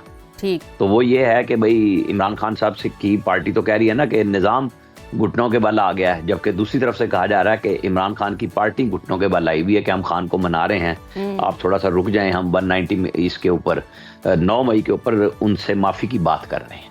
अब ये इन बिटवीन है। इस दौरान उन्होंने धमकी भी दी इमरान खान ने कि अगर जब कमीशन नहीं बनता तो आप मुज़ाकरात ख़त्म कर दें और तहरीरी मुतालबात दे दें। अच्छा, तहरीरी मुतालबात जब मांगे गए थे दूसरी नशिस्त में, तो गवर्नमेंट ने ये वादे कर दिया था कि जब आप तहरीरी मुतालबात लाएंगे तो हम जाके वज़ीर आज़म से बात करेंगे कि भाई हाँ ये मुतालबात हैं तो हमें जवाब दें। तो ये नहीं होना कि कल परसों मुज़ाकरात होते हैं, जो अब वो जुमेरात को है ना, कल है मुज़ाकरात जी, तो 16 तारीख को। तो इसका मतलब ये नहीं होगा कि PTI कहेगी कि अभी हमें कमीशन दे दें, वो कहेंगे कि जी बिल्कुल आपकी बात सुन ली, कुछ वो अपनी शराइत भी देंगे कि आप इनके ऊपर गौर करें और हम आपकी ये जो मुतालबात हैं इसके ऊपर सुन के बात करके प्राइम मिनिस्टर से अगली मीटिंग में तय करते हैं, जो इन्होंने 31 जनवरी तक की डेट रखी हुई है। तो अगली मीटिंग तक अगर तो गवर्नमेंट ने कोई मुतालबात कल दिए कि वो फिर कहेंगे कि हमें इमरान खान से बात करनी होगी, तो हमारी एक और नशिस्त का एहतमाम किया जाए। सही। अब अगर जुमे को फैसला आ जाता है 190 मिलियन पाउंड का तो उसके ऊपर भी इन्होंने इतवार को मिलकर कहा था कि अगर सोमवार को हमारे खिलाफ फैसला आता है तब भी हम मुज़ाकरात जारी रखेंगे। तो अब नई सिचुएशन होगी, उसमें इन्हें इमरान खान से फिर मिलना होगा। ये धमकियों के बीच में मुज़ाकरात का होना मेरे हिसाब में फिर भी बहुत अच्छा है ना होने से, क्योंकि सियासी अमल बढ़ता ही मुज़ाकरात से है। बिल्कुल ठीक। ये दंगा फसाद, लड़ाई झगड़ा, प्रेशर डालना, वो तो सब खत्म हो गया। अब आप एक नए फसाद या दंगे के लिए या इस्लामाबाद पे यलगार के लिए तैयारी करते हैं तो आपको टाइम चाहिए। कि काफ़ी नुकसान हुआ कि लीडरशिप 3 दफ़ा छोड़ के अपने वर्करों को मैदान में जा चुकी हुई है। सैकड़ों लाशों का सफ़र जो है वो 46 गुमशुदा अफराद तक आया, और अब देखते हैं कि कल वो लिस्ट कितनी बड़ी आती है गुमशुदा अफराद की, क्योंकि राना सनाउल्लाह ने कहा था कि आप हमें लिस्ट देंगे, हम वेट करेंगे ना कि लोग किसी जेल में हैं, कहाँ हैं, क्या इशू है, कोई आपने छुपाए हुए हैं, हमें पता चलेगा तो फिर हम कमीशन की तरफ जाएंगे ना। आपके TORs क्या होंगे कि कमीशन को किन लोगों पे होना चाहिए और वो क्या शराइत होंगी, क्योंकि इंक्वायरी एक्ट के तहत तो अगर बनेगा तो गवर्नमेंट की मर्जी है उसको ओपन करे या ना करे उसकी रिपोर्ट को। ये सारी चीज़ें अब कल खुल के सामने आएंगी। बिल्कुल ठीक। अच्छा आमिर साहब, जैसे कि आपने बिल्कुल ठीक फरमाया कि सियासी अमल बढ़ता ही मुज़ाकरात से, फिर भी सिचुएशन कहीं ना कहीं मिडल में है, और अभी आप जिस तरह आप भी फरमा रहे थे कि हुकूमत और तहरीक इंसाफ के दरमियान 16 जनवरी को मुज़ाकरात का तीसरा दौर होने जा रहा है। आपको क्या लगता है PTI का अब एक और मुतालबा है, और एक ही मुतालबा है कि 9 मई और 26 नवंबर पर जुडिशल कमीशन बनाया जाए। क्या हुकूमत जुडिशल कमीशन बनाएगी और मुज़ाकरात को आगे बढ़ा पाएगी? देखें, गवर्नमेंट ने अपने मुतालबात PTI की क़यादत के सामने रखने हैं। अब वो क्या रखते हैं ये कल हमें पता चलेगा। और PTI की जो मैंने अभी आपसे कही कि लिस्ट आएगी ना जी, कि जुडिशल कमीशन की, क्योंकि इमरान खान बार बार कह रहे हैं CCTV फुटेज दिखाएं 9 मई की, तो वो फौज ने बराह रास्त कहा है कि वो सब शवाहिद अब अदालतों में आ चुके हुए हैं और बहुत सारी सजाएं भी हो चुकी हैं। तो अब हम आपको ये नहीं मौका दे रहे कि जी हम 9 मई को खोलने जा रहे हैं, और 26 के लिए भी उन्होंने कहा है कि पहले आप हमें लिस्ट देंगे तो हम बात करेंगे ना। ये चलेगी बात, टूटेगी भी सही और फिर दोबारा होगी, क्योंकि मुज़ाकरात के अलावा तो कोई हल नहीं है। या तो इमरान खान सिस्टम को तोड़ देते अवामी यलगार से और कब्जा कर लेते, वो नहीं हो सका। तो अब वो पोजीशन ऑफ स्ट्रेंथ की बात नहीं है। अब होगा कि रियलिटी क्या है आपके मुतालबात के अंदर, गवर्नमेंट और अपोजिशन के, और उस पर कुछ लो और दो होगा। बिल्कुल ठीक है। आमिर साहब, अल-कादिर ट्रस्ट केस के फैसले की बात कर रहे थे जिसका आप हवाला भी दे रहे थे, परसों सुनाया जाएगा उसका फैसला, दस्तखत भी हो चुके हैं। मुमकिनात पर थोड़ी सी बात कर लेते हैं कि बड़ा लंबा अरसा ये केस चला भरपूर तरीके से। क्या हो सकता है बानी PTI को, इसमें क्या सज़ा हो सकती है, अगर होगी तो कितने साल के लिए, और बुशरा बीबी के लिए क्या मुश्किलात हो सकती हैं इसमें? देखें, एक केस जो आम आदमी की नज़र में तो दिसंबर 19 में या जनवरी 20 में आया कि 3 दिसंबर 19 को कैबिनेट ने अप्रूव किया एक ऐसा नोट जो सिर्फ वज़ीर आज़म के लिए था, और उसकी बुनियाद पे एक समरी मूव होनी थी जो कभी नहीं हुई। और उससे पहले किस्तें 1-2 आ चुकी हुई थी। जो अकाउंट नंबर 1 है स्टेट बैंक का, वो तो दिया नहीं गया जो दिया जाना चाहिए था। उनकी जगह पे डेजिग्नेटेड अकाउंट वो डाल दिया गया जो प्रॉपर्टी टाइकून के जुर्माने का अकाउंट था। कहानी वहां से शुरू हुई है। अच्छा, अब अगर वो NCA ने प्रॉपर्टी टाइकून को पैसे दिए तो गवर्नमेंट ऑफ पाकिस्तान क्या लेने गई थी उसमें? आपको क्या जरूरत थी? जब वो उनको पैसे दे रहे हैं तो आप क्यों लेने गए? उसकी प्रेस रिलीज में लिखा हुआ आखिरी लाइन पे कि ये स्टेट ऑफ पाकिस्तान को पैसे जाने जी। स्टेट ऑफ पाकिस्तान में वजीर आजम के ऊपर ये बदअहदी आ रही है या बदउनवानी का इल्ज़ाम आ रहा है, इख्तियारात के गलत इस्तेमाल का आ रहा है कि जनाब आपने एक जुर्माने की रकम सहूलत कारी करते हुए जो बाहर से पैसा हुकूमत पाकिस्तान को आ रहा था वो आपने एक जुर्माने की रकम में अदा कराने के लिए अकाउंट नंबर वो दे दिया शहजाद अकबर साहब ने, जिनकी एक मशहूर वीडियो भी है जब वो प्रॉपर्टी टाइकून से मिल के निकल रहे हैं और ब्रीफ केस गाड़ी में रख रहे हैं। उसमें कागज़ हैं, उसमें क्या है हम नहीं कह सकते, लेकिन चीज़ें मशकूक हुई कि भाई आपका क्या काम है? अगर स्टेट ऑफ पाकिस्तान को पैसे मिल रहे हैं तो आप अकाउंट नंबर 1 देते ना, जो स्टेट बैंक में आ जाते पैसे, वो आपने नहीं दिया। तो ये बड़ा क्वेश्चन है। अब ये जज साहब के ऊपर है कि वो क्या सजा देते हैं, बरी करते हैं, लेकिन मुझे सजा ही नजर आ रही है क्योंकि इसके अंदर जज ने 1 साल में जितनी इन्होंने एक्सटेंशन मांगी, इल्तिवा मांगे, सब दिए वकला को, ताकि कल को कोई ये ना कहे कि जी देखें हमने तो ये कहा था, हमें वकील नहीं मिला, हमारा वकील नहीं पहुंच सका था। जो 8 फरवरी से पहले 3 फैसले आए जिसकी कानूनी हुक्म मौजूद थे, जल्दी जल्दी में दिए गए और वो हाई कोर्ट से फिर खत्म भी उसी तरह हो गए। तो मेरा ख्याल है कि इसमें काफी मुश्किल होने वाली है इमरान खान साहब के लिए, उनकी अहलिया के लिए और उनकी अपनी पार्टी। अच्छा, PTI तो ये मौक़िफ़ अपना इख्तियार कर रही है कि जनाब पैसा तो देखे ना पाकिस्तान में ही है, आपने उस पर इंटरेस्ट भी ले लिया, कोई 20 अरब रुपए के वो जो फिगर्स हैं वो भी बताते हैं कि जनाब वो भी हुकूमत को हासिल हो गए हैं, तो पैसा तो इधर ही है। कितना मौक़िफ़ दुरुस्त था इनका? बस समझने की बात यह है कि पैसा हुकूमत पाकिस्तान के पास आना था जी, वो चला गया एक प्राइवेट अकाउंट में जुर्माने के। आपने बतौर हुकूमत पाकिस्तान एक सहूलतकारी की, एक गलत काम की। सवाल सिर्फ इतना है जी, इसके बदले में आपको क्या क्या मिला, वो मेरा क्वेश्चन नहीं है। वो जो इस्तगासा है, नैब है, उन्होंने साबित करना है कि अंगूठियां थी, क्या था वो चीज़ें। लेकिन इशू ये है कि गवर्नमेंट ऑफ पाकिस्तान और वजीर आजम पाकिस्तान को क्या ज़रूरत पड़ी थी कि एक प्राइवेट रकम है जो बकौल गवर्नमेंट के, यानी उस वक्त की पीटीआई के और पीटीआई के लोगों के, कि जी ये पैसे तो थे ही नहीं हमारे, तो भाई फिर आप क्यों सहूलतकारी में गए? आप उस माहिदे में क्यों घुसे 2-3 महीने पहले? आप वहां जाके लंदन में क्यों बैठे? उन्होंने प्रेस रिलीज क्यों जारी की एनसीए ने कि ये स्टेट ऑफ पाकिस्तान का पैसा? वो लिख देते कि ये जिसका पैसा था। मतलब मैं मजे की बात बताऊं, देखें एक पैसा है, आपको वो लगा कि ये मनी लॉन्ड्रिंग है, ये स्मगल्ड है, ये कुछ भी है एक इदारे को, और वो पैसा इलीगल आपने शो किया, और आप कहते हैं कि यार हमने आपको पैसे देने हैं, लेकिन नहीं, हम आपको नहीं देते, हम आपके जुर्माने में अदा कर देते हैं। क्या ऐसा मुमकिन होता है कि एक मुल्क जब इन्वेस्टिगेट करता है, और इन्वेस्टिगेट किसको कर रहा है? गवर्नमेंट ऑफ पाकिस्तान की एक एप्लीकेशन पे कि हसन नवाज जो नवाज शरीफ के बेटे हैं, उनके साहबजादे का एक फ्लैट बिका है, उसको चेक करें। अच्छा, उस चक्कर में जब चेकिंग हुई, वो बेटा तो क्लियर हो गया, उसने तो अपने शो कर दिए क्रेडेंशियल्स के मेरे ठीक हैं, और फंस हो गया जिसकी ये सहूलतकारियां आप तक करते आ रहे हैं। उससे मुख्तलिफ अंदाज में पैसे लिए गए, ज़मीनें ली गई, वही डोनेशन भी दे रहा है, वही ज़मीन भी लेके दे रहा है। तो ये सारे सवालात हैं जो अब जज साहब ही अपने फैसले में बताएंगे कि क्या हुआ क्या नहीं हुआ। बिल्कुल ठीक। एक इल्ज़ाम को डिस्कस कर लेते हैं। पीटीआई तो वैसे भी बहुत सारे इल्ज़ामात लगाती है हुकूमत पर। पीटीआई का इल्ज़ाम है कि 190 मिलियन पाउंड का जो फैसला है इसलिए नहीं आ रहा कि अगर वो इस्लामाबाद हाई कोर्ट में चैलेंज हुआ तो फौरी ख़त्म हो जाएगा। हुकूमत हाई कोर्ट में अपने हम ख्याल जजेस लाने की कोशिश कर रही है। पीटीआई का ये इल्ज़ाम किस हद तक दुरुस्त है? देखें, जब ये शुरू हुई थी बात कि फैसला आ रहा है और डिले हो रहा है, तो मैंने पहली दफ़ा ही अपने एक्सप्रेस में भी और बाकी जगहों पे भी कही थी कि गवर्नमेंट ज़रूर चाहेगी कि एक नया बेंच बने हाई कोर्ट में, क्योंकि पिछले बेंचेस ने अपीलों को बहुत तेज़ी से सुना। नवाज शरीफ को ये सहूलत नहीं थी, मरियम नवाज को ये सहूलत नहीं थी जो इमरान खान को मिली, और उनके केस ख़त्म हो गए। तो वो पहले 3 जनवरी को ही लगने थे नए एडहॉक जजेस का फैसला होना था हाई कोर्ट में, और अब वो 17 जनवरी को ही इत्तफाक से केस लगा हुआ है। यानी वो सुप्रीम जो जुडिशल कमीशन का है सुप्रीम कोर्ट का, जहाँ पे जजेस की तैनाती होनी है इस्लामाबाद हाई कोर्ट के, वो है। तो बिल्कुल ही फैक्ट है कि जब आप यकसुई से एक ग्रुप की सूरत में चल रहे हों तो गवर्नमेंट भी तो सोचेगी ना कि भाई ये क्या है कि हर चीज़ में हमारे खिलाफ ही फैसला आना है, और जजेस की अपॉइंटमेंट भी होनी थी, तो वो हो रही है, तो उसमें क्या हर्ज है, वो करेंगे।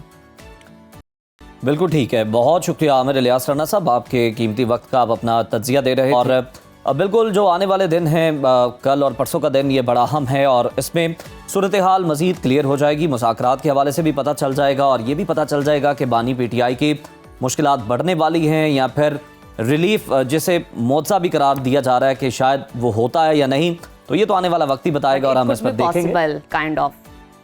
और अभी नाजरीन वक्त है छोटी सी ब्रेक का, आपकी हिम्मत जाइए, देखते रहिए सुनो पाकिस्तान।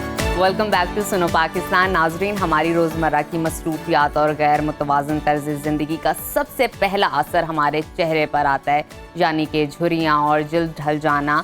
ऐसे मसाइल शुरू हो जाते हैं और वक्त से पहले हम बूढ़े लगने लग जाते हैं।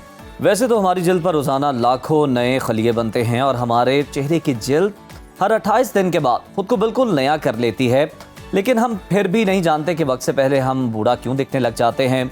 इसी सवाल का जवाब और इन मसाइल का आसान और सादा हल जानने के लिए हमने आज फिर से दावत दी है हमारी और आपकी बहुत ही प्यारी नैयर आपा को। आपा, वेलकम टू सुनो पाकिस्तान। कैसी हैं आप? खैरियत से? जज़ाकल्लाह, अल्हम्दुलिल्लाह। आपा, हमें ये बताएं कि झुर्रियों के बनने का अमल कैसे शुरू हो जाता है और वक्त से पहले किस तरह हो जाता है, इसकी वजूहात क्या है? बहुत अच्छा आपने क्वेश्चन किया। प्रीमेच्योर एजिंग, वक्त से पहले बुढ़ापा। सर्दियाँ स्टार्ट होते साथ ही मैंने देखा है 30 अंडर 35 जो है वो एज की लेडीज़ को कि हाय मैं तो बुढ़ी हो गई, मेरे हाथों पे झुर्रियाँ आ गई। हाँ, इसलिए तो वो गर्म पानी में बर्तन धोना, कपड़े धोना, तो वो ड्राई हो जाती है। उसकी एहतियात नहीं की जाती कि हम जो है वो अगर बर्तन धो रहे हैं, कपड़े धो रहे हैं, तो हम पहले कौन सी ऐसी प्रोडक्ट जो है वो यूज़ कर ले कि जिससे जो है वो उनका अपना जो एक मॉइस्चर लेवल है, एक बैरियर है, वो डिस्टर्ब ना हो। ठीक है, तो उसके लिए जो है वो हम प्री मैच्योर एजिंग पे पहले बात करेंगे, उसके बाद जो है वो प्लस 45 या 50 की बात करेंगे। तो प्री मैच्योर एजिंग में जिस तरह से अभी आपने बताया कि नए सेल्स बनते हैं और जो मुर्दा पुल्ली होते वो झड़ते रहते हैं, तो कुछ लोगों की जो स्किन है उसको एक्सफोलिएट करना पड़ता है। कुछ लोगों जिनकी स्किन ऑयली होती है या बहुत ज़्यादा स्वेटिंग होती है तो वो खुद ब खुद एक्सफोलिएट हो जाती है थ्रू पसीने, स्वेटिंग और ऑयल ग्लैंड्स के जरिए। लेकिन जिन लोगों की स्किन ड्राई होती है या कॉम्बिनेशन होती है, वहाँ पे छाइयों का आ जाना या पिगमेंटेशन का हो जाना, या वहाँ से जो है वो स्किन का रफ हो जाना, डल हो जाना और जो है वो खुश्की के पैचेस बन जाना, खासकर सर्दी के मौसम में जो ये वाला मौसम है, तो उसके लिए जो है वो हमें खुद से स्किन को एक्सफोलिएट करना है। अब एक्सफोलिएट किसके साथ करना है? बहुत माइल्ड एक्सफोलिएट होना चाहिए। ज़रूरी नहीं जो काउंटर पे मार्केट में जाएं और वहाँ से आप कोई भी हार्श जो है वो स्क्रब उठा के लेके आए। तो मैं एक जो है ये आपके साथ एक्सफोलिएटर उपटन आप इसको कह लें, फेस पैक कह लें, ये मैं आपके साथ एक रेमेडी शेयर करूँगी। ये अमेजिंग रिजल्ट है। चाहे वक्त कितने से टाइम पहले इंटरवल के बाद आपा हमें एक्सफोलिएट करना चाहिए? ये अगर आपकी बहुत ज़्यादा ड्राई डेड स्किन है, बहुत ज़्यादा वाइट हेड्स ब्लैक हेड्स बन रहे हैं तो ट्वाइस अ वीक कर लें। Twice a week, otherwise once a week जो है वो एक्सफोलिएशन जो है वो बेस्ट है। तो ये वाला एक्सफोलिएशन तो आपको पता है कि ये एक नेचुरल है, ऑर्गेनिक है, तो ये हम ट्वाइस अ वीक भी कर सकते हैं। इसको आप ट्वाइस अ वीक भी कर सकते हैं। ये इसके इतने मजे के रिजल्ट कि आपका दिल करेगा कि हम इसको जो है वो बार बार मजीद प्यारे लगे। हाँ जी, इसकी तरफ ही बढ़ते हैं फिर। ये वाली जो चीज़ें हैं आपके लिए आपको इजीली मिल जाएंगी। आपने सबसे पहले लेने हैं शहतूत के पत्ते। ठीक है, शहतूत के पत्ते आप देखें कि जो कीड़ा है वो खा के कितना खूबसूरत सिल्क का कपड़ा जो है वो पैदा करता है, बनाता है। तो शहतूत के पत्तों का पाउडर, उसके बाद आपने लेना है बेकिंग सोडा, उसके बाद आपने लेना है जो ग्रीन टी है, जो सब्ज़ चाय का हम कहवा पीते हैं, हमने उसका जो है वो पाउडर लिया है। उसके बाद चीनी या ब्राउन शुगर आप ले लें, चावलों का आटा और प्लस जो है वो मुलट्ठी का पाउडर। ठीक है, ये सारी चीजें आपने आधा कप लेनी है। सिर्फ इसमें बेकिंग सोडा आप डालेंगे 1 टेबलस्पून। ठीक है, ये चीजें आप डाल दें। साथ जो है वो जैसे सर्दियां हैं तो आप, मैं यही सोच रहा था इसका इस्तेमाल किस तरह से होगा? आपने साथ खाना है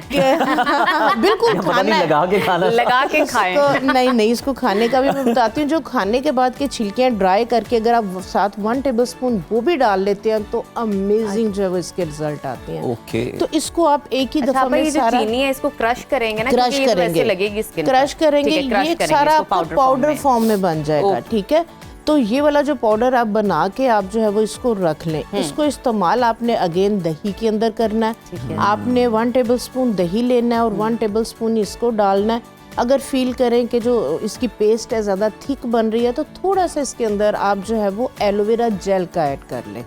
एलोवेरा जेल अगर आपको सूट करती है, कुछ लोगों को नहीं भी सूट करती, तो एलोवेरा जेल डाल के ये वाली पेस्ट आप जो है वो अपने पूरे फेस पे एक फेस पैक की तरह लगाएं। उसके बाद आप मसाज करते हुए बट्टियां बना के उतार दें। इसके अंदर जो हमने बेकिंग सोडा ऐड किया है ये क्या करेगा कि आपके पोर्स को जो है वो डिस्क्लोज करेगा, पोर्स को खोल के अंदर से आपकी इम्प्योरिटीज वगैरह को जो है वो सॉफ्ट कर देगा। और उसके बाद जब हम मसाज करके जो है वो चेहरे को वॉश करेंगे तो आपकी जो स्किन है वो बहुत ज़्यादा एक ग्लोइंग स्किन होगी। आपकी अगर पिगमेंटेशन वगैरह हैं या फ्रैकल्स हैं, क्योंकि जो शहतूत के पत्ते हैं ये वाइटनिंग इफेक्ट बहुत ज़्यादा देते हैं, और दूसरा जो मुलट्ठी का पाउडर है हमारी ऑर्गेनिक वाइटनिंग क्रीम्स का ये मेन इंग्रेडिएंट है। मुलट्ठी का पाउडर तो गले के लिए भी बड़ी जबरदस्त है। जी, गले के लिए भी बहुत ज़बरदस्त है। तो ये वाली अगर आप रेमेडी जो है वो यूज़ करते हैं, आपकी स्किन का कोई भी इशू है ये उसको जो है वो ट्रीट करेगा। उसके बाद जैसे हमने बात की कि बर्तन धोने से पहले या कपड़े धोने से पहले आप अपने हाथों को, पाँव को जो है वो किस तरह से जो है वो सेव करें, उसके लिए आपने क्या करना है, आपने जो है वो वाइट पेट्रोलियम जेली 1 टेबलस्पून और 1 टेबलस्पून ही उसके अंदर बीज वैक्स। बीज वैक्स नहीं अवेलेबल तो आपने क्या करना है, आम जो मोमबत्ती है उसको हल्का सा मेल्ट करके इन दोनों को जो है वो आप मिक्स करके इसी के अंदर 1 टेबलस्पून ग्लिसरीन ऐड कर लें। ठीक है, ये 3 चीजों का कॉम्बिनेशन आप क्रीम बना के इसको आप जो है वो बिफोर वॉश और आफ्टर वॉश, जी, इसको आप अच्छी तरह से जो है वो अपने हाथों पे पीछे लगा लें, क्योंकि बर्तन तो आपने इस तरह से धोने, यहाँ से नहीं धोने। कपड़े भी धोते हुए आपने ये हाथों का, और बीज वैक्स की वजह से वो एक आपकी जो है वो स्किन के ऊपर प्रोटेक्टिव सी जो है वो लेयर लेयर बन बन जाएगी। जाएगी। अच्छा, अब बिल्कुल अभी ठीक ये है। जो आपने एक्सफोलिएट की हमें रेमेडी हमारे साथ शेयर की है, मुझे ये बताइए आफ्टर दिस हाँ जी, एक्सफोलिएशन हाँ जी। स्किन कहीं ना कहीं सेंसिटिव हो जाती है बहुत जी, सारे लोगों बिल्कुल। की, पोर्स ओपन हो जाते जी। हैं, रेडनेस हो जाती है, आप मेकअप अप्लाई नहीं कर पाती है, कोई भी चीज अप्लाई करते हो तो इरिटेशन Irritation होती क्या है। करना चाहिए इस एक्सफोलिएशन हाँ जी, के बाद? एक्सफोलिएशन जो है ये आपने करनी है नाइट टाइम, ठीक है, Night सोने से time। पहले। ये नहीं कि आपने करके तो आपने उसके बाद जो है वो foundation ऑफिस apply जाना कर या दिया। नहीं, ऐसा ठीक नहीं है। करना।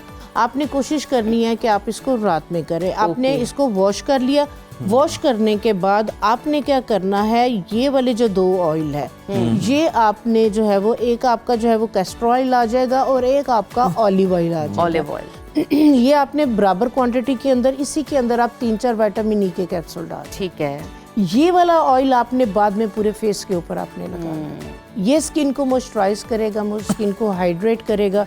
आपको पता है कि कंप्लीट जो है वो पैकेज है। जो आपने बात की कि स्किन के ऊपर रैशेस वगैरह या इस तरह के इश्यूज आ जाते, तो कैस्टर ऑयल हीलिंग प्रॉपर्टीज रखता है, ठीक है। स्किन को हील करता है। और अगर क्रीम्स वगैरह लगा के स्किन को आपने डैमेज की हुई है तो भी ये वाले जो 2 ऑयल हैं विटामिन ई के कैप्सूल के कॉम्बो के साथ, ये आपकी उस स्किन को रिपेयर करेगा।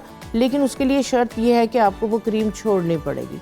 ये नहीं है कि आप एक तरफ स्किन को रिपेयर कर रहे हैं, दूसरी तरफ आप स्किन को डैमेज करने के लिए जो है वो कुछ ना कुछ इस तरह का स्किन पे मर्करी या स्टीरॉइड बेस कोई भी प्रोडक्ट आप यूज़ कर रहे हैं। तो ये वाला ऑयल आपका बेहतरीन जो है वो सीरम है। तो नाइट टाइम आप इसको लगाएं अपने फेस पे, अपने आई जोन पे, पूरी नेक पे, और ये इतना सस्ता बन जाएगा। महंगी से महंगी आपकी जो है वो कोई भी कोल्ड क्रीम या मॉइस्चराइजिंग क्रीम से इसके रिजल्ट 100 टाइम जो है वो ज़्यादा है। अरे वाह। तो नहाने के बाद आप इसको अपनी जो है वो फुल बॉडी के ऊपर भी जो है वो लगा सकते हैं, ये जज़ब हो जाएगा। ये नहीं है कि कोई ग्रीसी सा बन जाएगा, या आप आपको कपड़े कोई- पहनेंगे तो आपके कपड़े खराब होंगे, ऐसा नहीं है। बिल्कुल सीरम की तरह से चंद ड्रॉप्स एब्जॉर्ब हो जाएगा, सबसे इम्पोर्टेंट चीज ये आपकी की। स्किन के अंदर। हाँ जी। ठीक है। उसके बाद आपने बात की ऑरेंज की। अब देखें कि जो है एक तो ऑरेंज कलर, ठीक है, और दूसरे नंबर पे विटामिन सी। और ये सस्ता तरीन आपका जो है ये विटामिन सी का सोर्स है, ठीक है। तो आप एक ये, और दूसरा आप देखें कि गाजर में beta carotene, vitamin A. Vitamin A आपकी स्किन को आपको यंग और हेल्दी रखने के लिए बेहतरीन है। तो आप जो है वो गाजर और किन्नू के दोनों का जो है वैसे वो भी सर्दियों जूस, में किन्नू गाजर का जूस या सेब डाल के जूस किया जी जाता जी है, जी जो जी कि बहुत ही बिल्कुल। अच्छा होता हाँ है, जी, healthy है। दोपहर के अंदर अगर आपके पास टाइम है, धूप में बैठे हैं, तो आप गाजर, मूली और किन्नू को जो है वो क्या आप खाएं, तो आपको ये वाले इश्यूज नहीं होंगे। दूसरे नंबर पे आपने ये जो छिलका उतारा है, किन्नू को पहले अच्छी तरह से धो ले। इसका छिलका आप उतार के इसको आप बारीक बारीक काट लें। इसको बारीक बारीक काट के आप जो है वो यहाँ जैतून के तेल में या तिलों के तेल के अंदर, आप जिस तरह से बॉटल है आप इसको भर दें, ठीक है। सही। और इसको आप यहाँ धूप में रख दें, या इसको आप बॉटल को गर्म पानी के अंदर जो है वो रख दें, ठीक है। तो ये आपका जो है वो विटामिन सी जो है वो सीरम आपका रेडी हो जाएगा। जबरदस्त। ये विटामिन हर्बल। सी जिन लोग, जी हर्बल, जिन लोगों की सर्दियों के अंदर ये इशू आ जाता है कि उनकी स्किन टैन हो जाती है, क्योंकि मोस्टली लोगों का मसला होता है कि सर्दियां स्टार्ट होते साथ ही डल हो जाती है, उनका skin कलर tan हो डल हो जाती है। जाता है, डल हो जाता है।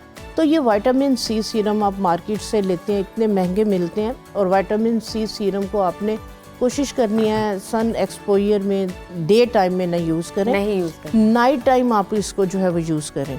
और अगर आप इसके और अच्छे रिजल्ट चाहते हैं तो आप क्या करें कि पहले अपने फेस पे थोड़ा सा एलोवेरा जेल लगा लें। एलोवेरा जेल के साथ स्किन को हाइड्रेट कर लें, स्किन वेट हो, देन आप ये विटामिन सी वाला सीरम लगाएं। बिल्कुल आप सही। यकीन करेंगे कि आपकी स्किन जो है वो प्लम्प होगी, ऐसे आपकी स्किन जो है इसके साथ टाइट होगी और बहुत ज्यादा ग्लो आप ये करेगी। बताएं कि जिनको झुर्रियां पड़ चुकी हैं, हाँ जी, वो भी यही चीज़ें इस्तेमाल करें तो उससे उनकी झुर्रियां जो है वो ख़त्म हो जाएंगी या कम हो जाएंगी? हाँ जी, हाँ जी, बिल्कुल। अब जिस तरह से हम अगर बात करते हैं 40-45 प्लस की, जी। ठीक है, तो वो हम उसको कह देते हैं कि अब जो है वो बढ़ापा शुरू है। वो कहते हैं ना, हाय अच्छा। तुरिया नहीं जा रहा, गोडियां च दर्द हो रही है, कमर दर्द, तो बुढ़े हो गए उन।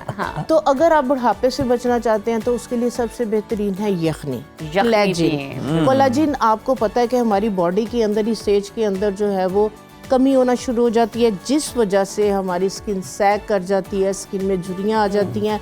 और हमारी बॉडी में जो है वो जोड़ों वगैरह में पेन्स, ठीक है। सबसे पहले हम इंटरनली कोलेजन बेस जो है वो आप जो है वो अगर आप ये भी बता दें जरा ऑडियंस को ना कि यखनी कौन सी, एक तो जो बाजारों में दस्तयाब है ना, नहीं बिल्कुल भी नहीं, घर पर बनाए। घर पे ये जो जॉइंट्स होते हैं आप बकरे के या गाय के जॉइंट्स ले आए, ठीक है, ब्रायलर के नहीं। नहीं बिल्कुल उसका फायदा ही कुछ नहीं है। खुद नहीं उठ सकती उसने, हमें क्या उठना है। Well said. बिल्कुल। उसके अंदर आप थोड़ा सा अदरक डालें, थोड़ा सा लहसुन डालें, दालचीनी और लौंग, ये डाल के आप उसको जो है वो 5-6 घंटे के लिए जो है वो हल्की सी आंच पे पकने के लिए छोड़ दें। ये यखनी अगर आप बच्चों को भी, बड़ों को, जो यंग्स हैं जो चाहते हैं कि हम फिट रहें, हमारा दिमाग भी जो है वो फिट रहे, हम काम भी करें, भागे दौड़े और फ्रेश रहे, सारा दिन थकावट ना हो, चाहे बुजुर्ग हजरात है, तो ये वाली यखनी का जो इस्तेमाल है ये आप अपने सर्दियों में खास कर सर्दियों में आप इसका इस्तेमाल बढ़ा दें। आप देखेंगे कि आप जो है वो जो भी सर्दियों से रिलेटेड कोई भी प्रॉब्लम है, इशू वो नहीं आएंगे। दूसरे नंबर पे जिन लोगों की जो है वो एज स्टार्ट हो रही है, रिंकल स्टार्ट हो रही हैं, तो उनके लिए जो है वो शाम नाइट टाइम फेस को थोड़ा सा जब वॉश कर लिया, वॉश करके वो क्या करें, पानी के अंदर जो है वो स्टीम, क्योंकि स्टीम जो है ये ब्लड सर्कुलेशन को तेज करती है। अच्छा। हमने ये जो कैस्टर ऑयल और हमने ऑलिव ऑयल का जो और विटामिन ई के साथ जो ऑयल बनाया, आपने क्या करना है, आपने पहले स्टीम लेनी है, ठीक है, सोने से पहले स्टीम लेके आपका चेहरा गीला है, आपने स्टीम के अंदर आप थोड़े से जो है वो ये ऑरेंज पील्स डाल दें, माल्टे के छिलके डाल दें, एक अरोमा इतना ज़बरदस्त उसका आएगा, उसको इनहेल करेंगे, नींद बड़ी सुकून की आएगी। तो उसके बाद आपका वेट फेस है, आपने पसीने को ड्राई नहीं करना, ठीक है। आपने ये वाले जो है वो सीरम्स के चंद कतरे ऑयल के लेने हैं, फेस पे डाल के आपने अपने पूरे फेस पे गर्म चेहरे पे, जो कि आपने स्टीम के साथ जो है वो हीट अप थोड़ा सा किया हुआ है, आपने नीचे से ऊपर की तरफ थोड़ा सा तेज मूवमेंट, थोड़ा सा आपने इस तरह से उठाते हुए जो है ना, जैसे थपथपाते हैं चेहरे को, नीचे से ऊपर की तरफ आपने जो है वो अच्छे से मसाज करना है। नेक का आपने इस तरह से मसाज करना है। आई जोन पे आपने रिंग फिंगर के साथ जो है वो अच्छे से जो है वो इसका मसाज करें, अपने हाथों पे, अपने पाँव पे वॉश करके। तो ये अगर आप इस तरह से अगर आप इसको करेंगे, डेली बेसिस पे करेंगे, आप यकीन करेंगे कि आप सैलून फेस लिफ्ट हो जाएगा, ग्लो हो जाएगा। अच्छा, मुझे आप ये बताइए, एक तो रिंकल्स वो हैं जो बेयर फेस पे आ रहा है, जिसका आपने हल हमें बता दिया, एक वो रिंकल्स हैं जो after foundation, application of foundation आ जाते हैं, जी बिल्कुल, और आपकी फाउंडेशन भी एब्जॉर्ब नहीं होती स्किन के अंदर, वो पैचेस हो जाते हैं, रिंकल्स पड़ जाते हैं। तो बिफोर अप्लाइंग दैट फाउंडेशन हमें क्या अप्लाई करने की जरूरत है? हाँ जी, बिफोर, क्योंकि आजकल देखें कि इस तरह के जो है वो बेसिस आई हुई हैं जो कि मॉइस्चराइजिंग बेस्ड है। पहले तो ये होता था कि सिर्फ स्टिक ही जो है वो हम यूज कर रहे होते थे, अब इस तरह की फाउंडेशंस आ चुकी हुई हैं जो सिलिकॉन बेस्ड है। तो जो सिलिकॉन बेस्ड जो है वो इस तरह से जो है वो बेसिस हैं, तो वो क्या करती हैं, वो स्किन को आपके साथ साथ जो है वो आप उसको जो भी बेस एक बनती है, दूसरे नंबर पे वो रिंकल को भी जो है वो काफ़ी हद तक सप्रेस कर देती हैं। अगर आपके पास वो नहीं है तो वो आप क्या करें कि आप सिंपल कोई भी अच्छा सा जो है वो मॉइस्चराइजर, क्या हम एलोवेरा का इस्तेमाल कर सकते हैं? जी, एलोवेरा के अंदर ग्लिसरीन, अकेली अगर आप एलोवेरा लगाएंगे ना फेस पे तो वो फिर वो उसकी पिपड़ियाँ सी उतरती हैं। अच्छा। तो अगर थोड़ा सा एलोवेरा जेल और थोड़ा सा जो है वो आप उसके अंदर ग्लिसरीन को ऐड करके लगाएंगे, आपकी स्किन प्लम भी होगी, उसके साथ हाइड्रेट होगी, मॉइस्चराइज होगी, और आप उसके अंदर जो है वो जब फाउंडेशन लगाएंगे तो वो स्टे करेगी, क्रैकी नहीं होगी। बिल्कुल ठीक, बहुत शुक्रिया आपका, आपकी मौजूदगी का। इतनी सारी आज आपने फॉर्मूलाज हमें बता दिए कैसे हम यंग नजर आ सकते हैं, रिंकल्स खत्म हो सके, क्योंकि सर्दियों में ये हमारा सबसे बड़ा प्रॉब्लम है कि हम रिंकल फ्री स्किन चाहते हैं और ग्लोई चाहते हैं, हम छुटकारा चाहते हैं, हाँ, रेड लगे एकदम से। तो नाजरीन, इसी के साथ लेते छोटी सी ब्रेक, आप कहीं मत जाइए, देखते रहिए सुनो पाकिस्तान। ब्रेक के बाद दोबारा से आपको प्रोग्राम में खुशामदीद कहते हैं। नाजरीन, पाकिस्तान में आमतौर पर यह देखा गया है कि बेहतर मुस्तकबिल और रोजगार की तलाश में हर साल लाखों पाकिस्तानी बैरून मुल्क का रुख करते हैं। मुस्तकिल सुकूनत इख्तियार करने के लिए ट्रैवल हिस्ट्री इंतहाई अहम तस्वुर की जाती है। लोग बैरून मुल्क मुंतकिल होने के लिए अपने पासपोर्ट को मैच्योर करने के लिए मुख्तलिफ ममालिक के विजिट वीज़ास लगवाते हैं। किसी हद तक वो कामयाब भी हो जाते हैं और कई लोगों को नाकामी का सामना भी करना पड़ता है। यूके, कनाडा, अमेरिका, जर्मनी के विजिट वीज़े का हुसूल कैसे मुमकिन है, इसी पर बात करने के लिए आज हमारे साथ प्रोग्राम में मौजूद हैं मारूफ वीज़ा कंसल्टेंट अजीम कासिम साहब। अजीम साहब, वेलकम टू सुनो पाकिस्तान। सबसे पहले तो हमारे नाजरीन की आसानी के लिए, सहूलत के लिए ज़रा तफसीलन बताइएगा कि किसी भी मुल्क का विजिट वीज़ा हासिल करने के लिए ट्रैवल हिस्ट्री आपकी स्ट्रॉन्ग होना कितना अहम है? थैंक यू सो मच जी। देखें, सबसे पहले तो डिपेंड करता है कि आप किस कंट्री में अप्लाई कर रहे हैं वीज़ा। जैसे आपने 4 कंट्रीज़ के नाम लिए हैं, यूएसए, कनाडा, जर्मनी, यूके। इन चारों मुल्क में ट्रैवल हिस्ट्री बहुत मैटर करती है, but the purpose of visit is very important. मैं बार बार ये अपने क्लाइंट से भी कहता हूँ, अपनी वीडियोस में भी कहता हूँ कि पर्पज़ ऑफ विजिट जो है ना, वो आपका बहुत क्लियर होना चाहिए। फॉर इंस्टेंस, अगर आप अमेरिका वीज़ा अप्लाई कर रहे हैं और आपका पर्पज़ ऑफ विजिट ये है कि आपका सगा भाई, आपकी सगी बहन वहाँ पे रहती है, इन दिस केस आपकी ट्रैवल हिस्ट्री होना मैटर नहीं करती। क्यों? क्योंकि लाजमी नहीं है कि आपका एक भाई ऑस्ट्रेलिया भी रह रहा हो, आप उसको पहले मिल के आएँ तो फिर आप अमेरिका अप्लाई करेंगे। तो ये एक जेन्युइन केस है कि जहाँ पर आपका भाई अमेरिका में रह रहा है, सगी बहन वहाँ पे रह रही है, यहाँ पर आपके सर्कमस्टांसेस और तरह देखे जाएंगे। आप पाकिस्तान में क्या कर रहे हैं, आपके फाइनेंसेस कहाँ से आ रहे हैं। बट इन दिस केस आपकी ट्रैवल हिस्ट्री मैटर नहीं करेगी। बट फॉर इंस्टेंस, अगर आप कहते हैं कि मैंने सैर व तफरी के लिए जाना है, मैंने टूरिज्म पर्पस के लिए जाना है, इन दिस केस आपकी ट्रैवल हिस्ट्री बहुत ज़्यादा मैटर करेगी। बल्कि इन दिस केस 80% आपकी ट्रैवल हिस्ट्री मैटर करेगी। अच्छा, आप इसके अंदर भी कुछ मिस्टेक्स हैं जो लोग करते हैं जी, और हमारे जो अक्सर ट्रैवल एजेंट्स हैं वो मिसगाइड करते हैं क्लाइंट्स को भी कि जी आप ऐसा करें, अभी ये लेट्स सपोज ये भी 2025 का स्टार्ट हुआ है, आप ऐसा करें जी, एक चक्कर लगा के आए थाईलैंड, मलेशिया, दुबई का, उसके बाद आप वापस आएंगे तो आपका हम यूएस अप्लाई कर देंगे, आपका हम यूके अप्लाई कर देंगे। ट्रैवल हिस्ट्री कभी भी महीनों में नहीं बनती। आप एम्बेसी को चकमा नहीं दे सकते कि भाई मैं पिछले ये जनवरी फरवरी में मैं गया था दुबई, मलेशिया और थाईलैंड गया था, अब मार्च के अंदर जो है ना मैं यूएसए जा रहा हूँ। ट्रैवल हिस्ट्री हमेशा ओवर द पीरियड बनती है, सालों साल में बनती है। आप 2016 में, अच्छा अजीम, अगर हम स्पेसिफिकली बात करें अमेरिका का विजिट वीजा कैसे और कितने दिन में हासिल किया जा सकता है? देखिए, पर्पस अमेरिका का वीजा लेने का पर्पस भी वही 3। अगर मैं विजिट वीजे की बात करूं तो पर्पस पूरी दुनिया में विजिट वीजे के 4-5 ही हैं। एक आपका ट्रैवल पर्पस है, ये टूरिज्म पर्पस है, मैं सैर व तफरी के लिए जा रहा हूँ। एक आपका पर्पस है बिजनेस का, उसके आगे फिर कैटेगरीज हैं, कॉन्फ्रेंस आ रही है, कोई एक्सपो आ रही है, कोई पर्सनल मीटिंग आ रही है, कोई इंस्पेक्शन करने जानी है आपने किसी गुड्स की। उसके बाद फिर आपका मेडिकल पर्पस है कि भाई मैं वहाँ पे इलाज करवाने के लिए जा रहा हूँ। इस पे भी इसके ऊपर भी बहुत ज़्यादा मिसअंडरस्टैंडिंग है लोगों को।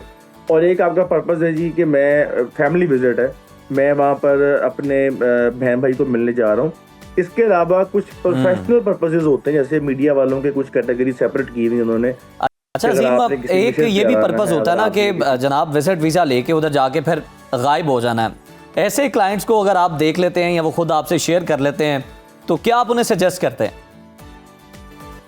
देखिए, विजिट वीजा के ऊपर जाके वहाँ पे जाके गायब हो जाना, वहाँ पे जाके साइलेंट कर देना, ये सिर्फ वो लोग कर सकते हैं और वो लोग अफोर्ड कर सकते हैं जिनका यहाँ पर कुछ भी नहीं है पाकिस्तान में, जो यहाँ पर एक बहुत पैथेटिक तरह की लाइफ यहाँ पे जो है ना वो गुजार रहे हैं, ना इनकम है ना कुछ।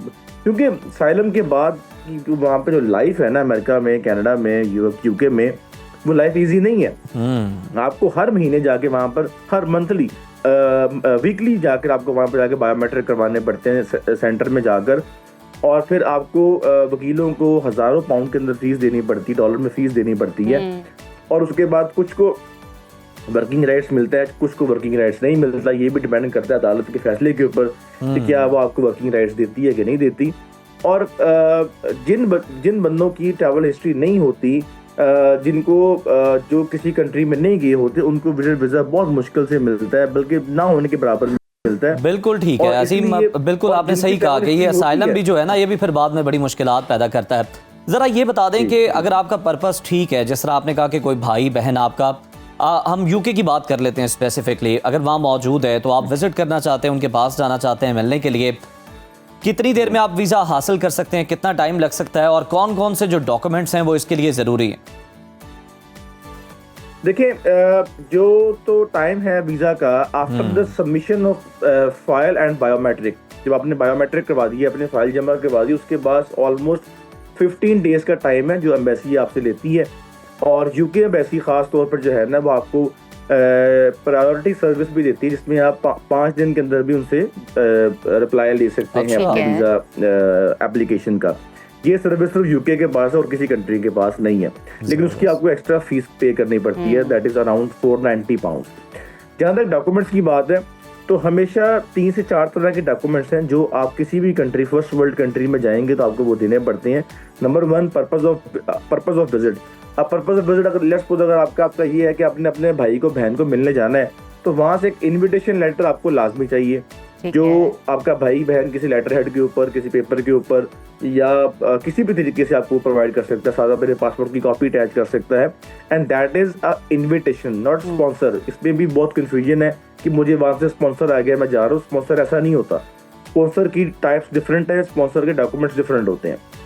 नंबर 1 होता है कि आपका फर्स्ट हो गया आपका पर्पस ऑफ स्टे, सेकंड हो गया आपका justification to sponsor your visit, कि आप आप 10 दिन के लिए जा रहे हैं, आप 7 दिन के लिए जा रहे हैं, 15 दिन के लिए जा रहे हैं, क्या आप 15 दिन के लिए उस टूर को बियर कर सकते हैं? उसके लिए खास एक अमाउंट की रिक्वायरमेंट होती है, हर कंट्री ने अपनी वेबसाइट के ऊपर लिखी होती है कि भाई फॉर इंस्टेंस अगर हम यूके की बात करें तो आपको 290 पाउंड पर डे तकरीबन रिक्वायर्ड है।